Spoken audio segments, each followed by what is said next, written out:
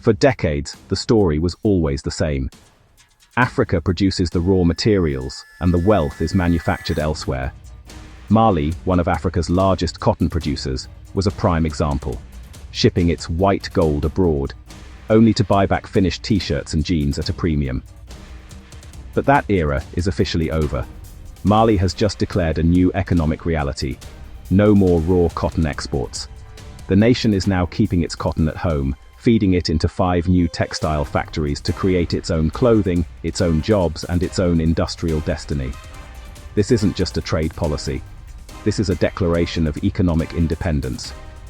You're watching Mwaki Insights, and we're on the ground floor of Africa's industrial revolution.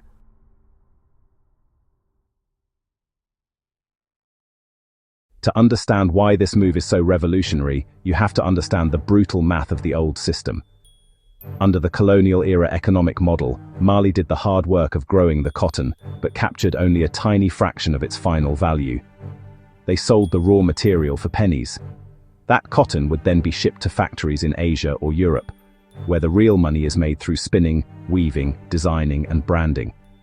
A $1 bale of raw cotton could be transformed into a $50 designer shirt, with all those jobs and profits staying overseas.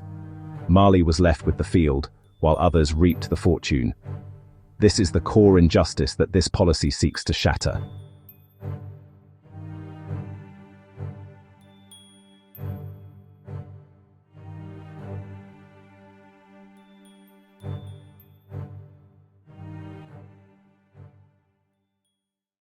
So, what does the new Mali look like? It looks like a fully integrated industrial ecosystem. Those 5 textile factories aren't just buildings, they are engines of sovereignty. They transform Mali from a plantation into a powerhouse. Instead of just farming, Malians are now operating complex machinery, managing supply chains, and designing the clothes that will define a generation. This creates a virtuous cycle. Higher skilled jobs lead to higher wages, which leads to a stronger domestic economy and a more resilient nation. This is the insight from Mwaki Insights. True development isn't about what you grow, it's about what you build with what you grow.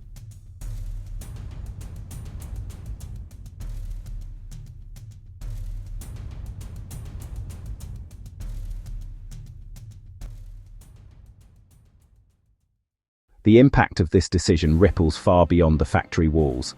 This is about economic sovereignty. By controlling the entire process, Mali insulates itself from volatile global commodity prices and dictates its own economic future. Of course, the path isn't easy. They will face fierce competition from established giants and must solve infrastructure challenges.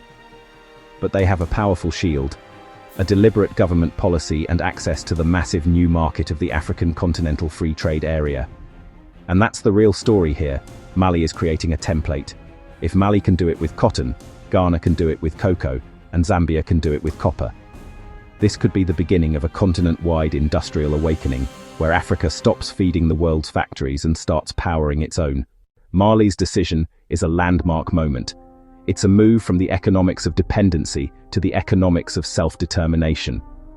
They are no longer just a link in someone else's supply chain, they are building their own. This is how nations rise. Not just by what they possess, but by what they produce. Not by what they export, but by the value they create. This is the future we document at Mwaki Insights. If you believe in a world where every nation has the right to build its own destiny, then be part of this conversation. Share this story, amplify this blueprint, and subscribe to Mwaki Insights. The industrial revolution of Africa has begun, and it's being woven, one thread at a time, in Mali.